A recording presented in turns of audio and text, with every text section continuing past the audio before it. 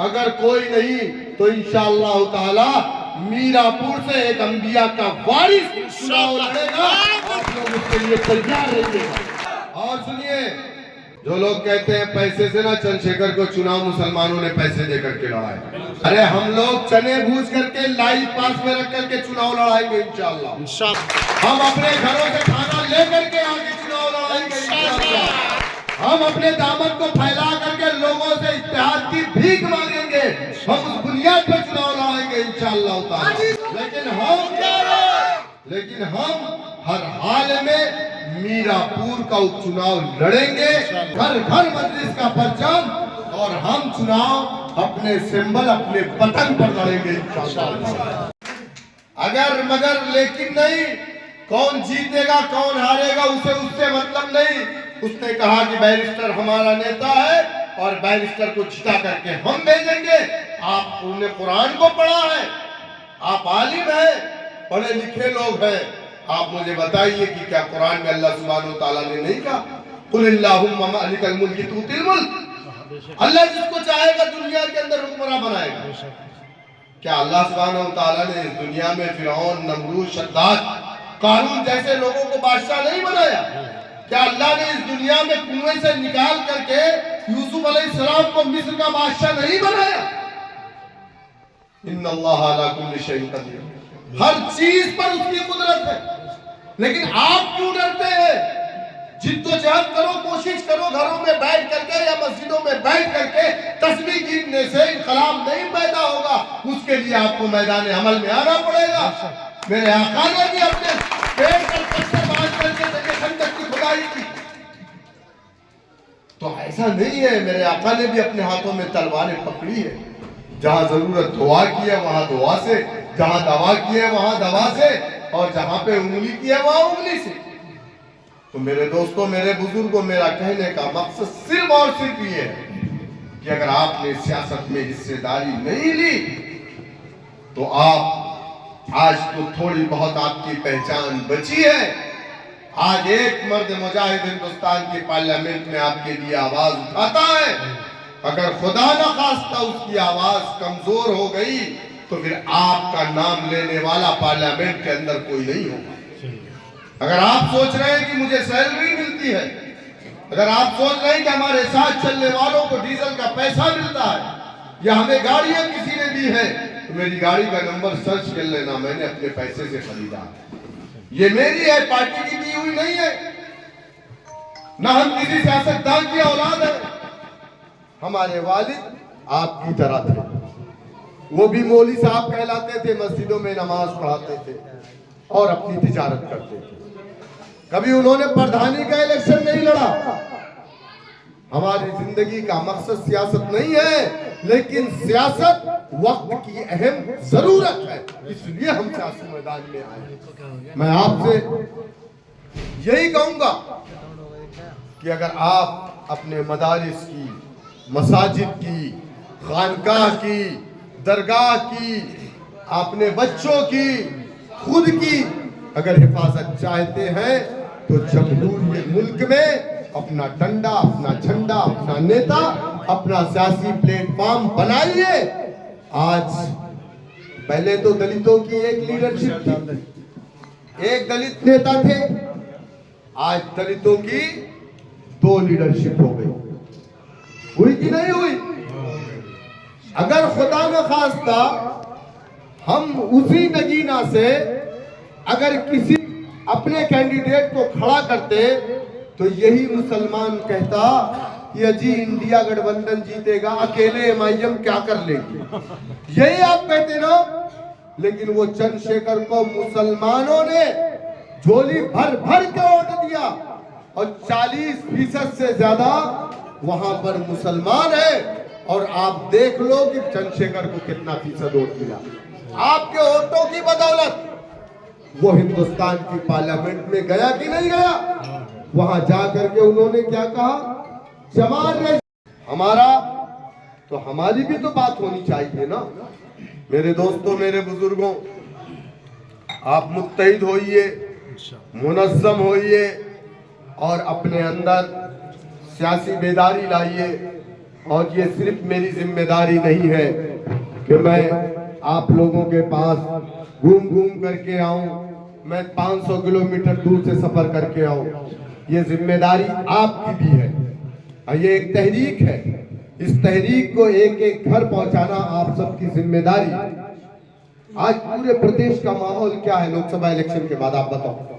जमीयत के एक जिम्मेदार को प्रतापगढ़ में मार दिया गया, कोई आवाज? सबसे पहले अगर कोई सियासी पार्टी वहां पहुंची है तो उस सियासी पार्टी का नाम मजलिस इत्तेहादुल मुस्लिमीन। अरे हम अपने नहीं, हम गैरों के मामलात में भी पहुंचते हैं। कल जो हादसा हुआ, 100 से ज्यादा लोग मरे हाथरस के सिकंदरा राव में। सबसे पहले अगर कोई सियासी पार्टी पहुंची है, उसका नुमाइंदा पहुंचा है, तो सिकंदरा राव के एमआईएम के चेयरमैन जनाब बशीर कुरैशी साहब एमआईएम की पूरी टीम के साथ जाकर के वहां अस्पताल में जो घायल थे उनकी मदद पहुंचाई, जो मरे थे उनकी डॉक्टर बॉडी को निकालने का काम किया। कल तक लोग हम पर भरोसा करते थे, आज भी लोगों को भरोसा है।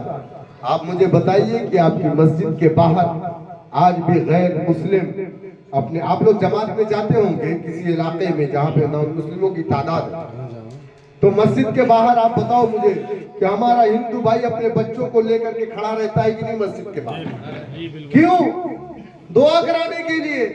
आज भी उसको आप पर भरोसा है कि आप फूंक देंगे तो उसे आराम हो जाएगा, उसके बच्चे को शिफा मिल जाएगी। लेकिन आपको अपने आप पर भरोसा नहीं है। आप अपनी शिफा के लिए गैरों के दरवाजों पर जाकर के उनकी चौखट की धूल फाड़ते हैं। मेरे दोस्तों, मेरे बुजुर्गों, जरूरत है आपको, वक्त की अहम जरूरत है। आप मुत्तहिद होइए, मुनज़्ज़म होइए। मीरापुर की जो विधानसभा है, हम तो नहीं लड़े थे 2022 के इलेक्शन, हम यहाँ नहीं लड़े थे ना, हमने अपना कैंडिडेट नहीं लड़ाया था। उसके बाद यहां से कौन जीता? आपको बड़ा फख्र था ना जयंत चौधरी पे, जबकि आप जानते हैं कि उसका पिछला रिकॉर्ड क्या है। सही। उसके वालिद का क्या रिकॉर्ड था? जाहिर सी बात है कि बांस की जड़ में बांस ही पैदा होगा। आखिर वही हुआ ना।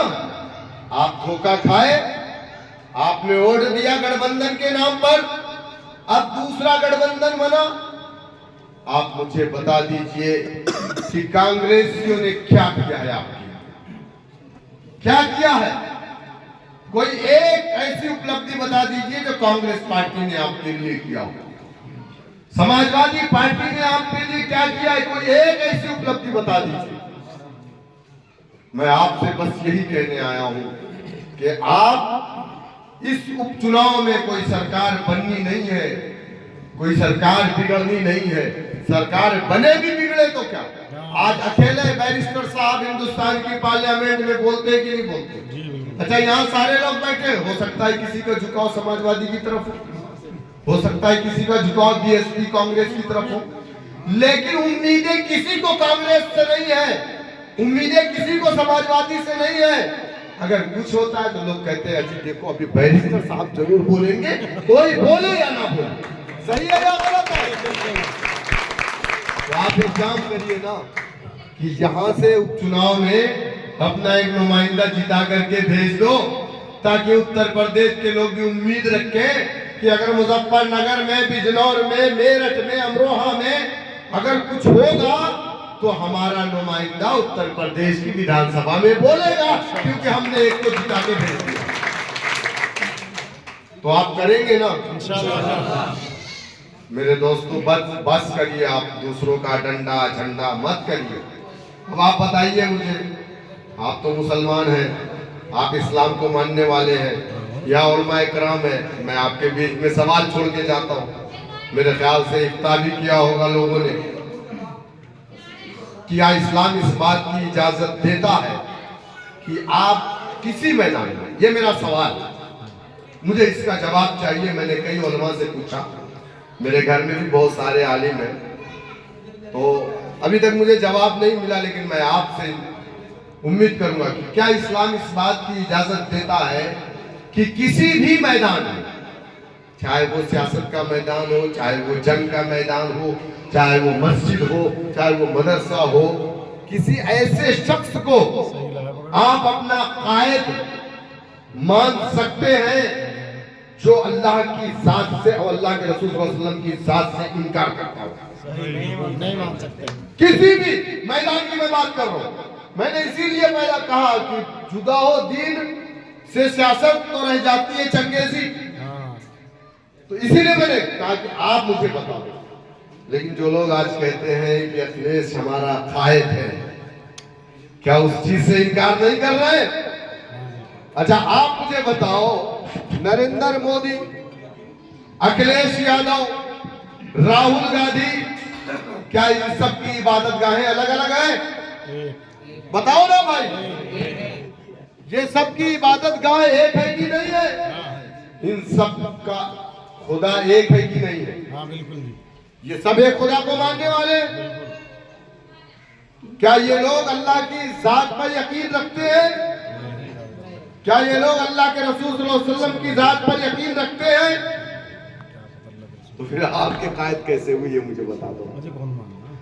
आपने फिरौन को रोकने के लिए नमरूद और शद्दाद के गठबंधन को मजबूत किया और उसको ओढ़ दिया, और उम्मीद ये कर रहे हैं कि हमको उमर खत्ताब जैसी बादशाहत मिलेगी। सही, बिल्कुल नहीं मिल सकती।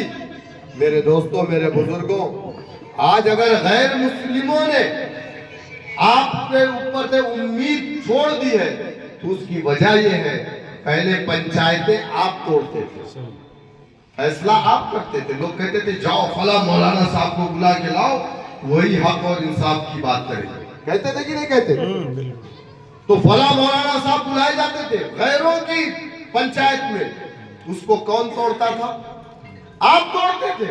क्योंकि इस दुनिया के अंदर अगर सबसे अच्छा कोई अदल कर सकता है तो कलमे ला इलाहा इल्लल्लाह मुहम्मद रसूलुल्लाह पढ़ने वाला कर सकता है।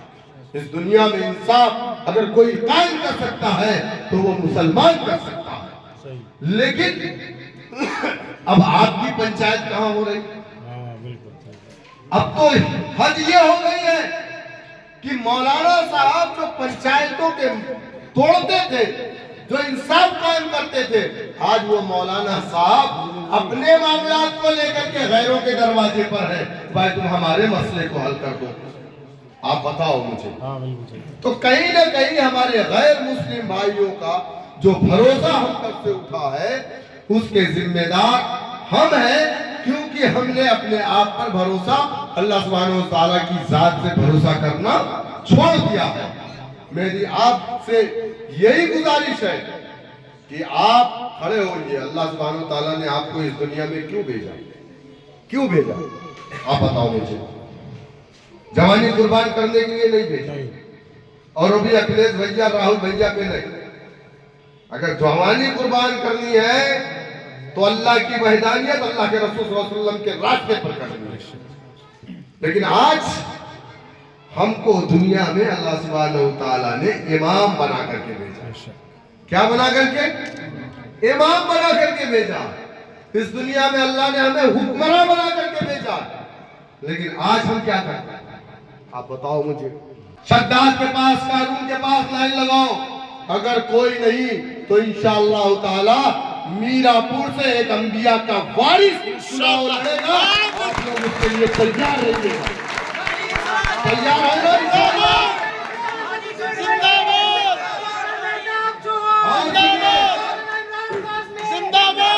और सुनिए, जो लोग कहते हैं पैसे से ना, चंद्रशेखर को चुनाव मुसलमानों ने पैसे देकर के लड़ाया।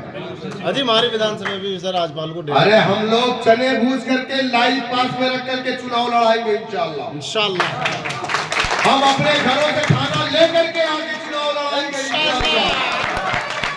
हम अपने दामन को फैला करके लोगों से इत्तेहाद की भीख मांगेंगे। हम उस बुनियाद पर चुनाव लड़ाएंगे इंशाल्लाह। लेकिन हम हर हाल में मीरापुर का उपचुनाव लड़ेंगे। यहाँ जितने लोग इस गांव के, कमेड़ी गांव के, कमेड़ा गांव के जितने भी लोग यहाँ पे मौजूद हैं, आखिर तक मैं सारों लोगों का हाथ उठा करके आप हाजिरी दर्ज करवाइए कि आप मीरापुर ज़मीनी इंतखाब में आप मजलिस इत्तेहादुल मुस्लिमीन के साथ हैं। सब लोग, कुछ लोग नहीं उठा रहे भाई, सब लोग उठाइए। इंशाअल्लाह इसी गांव से कि इंकलाब उठेगा और पूरे मीरापुर के विधानसभा तक घर घर मजलिस का परचम, और हम चुनाव अपने सिंबल, अपने पतंग पर लड़ेंगे इंशाअल्लाह।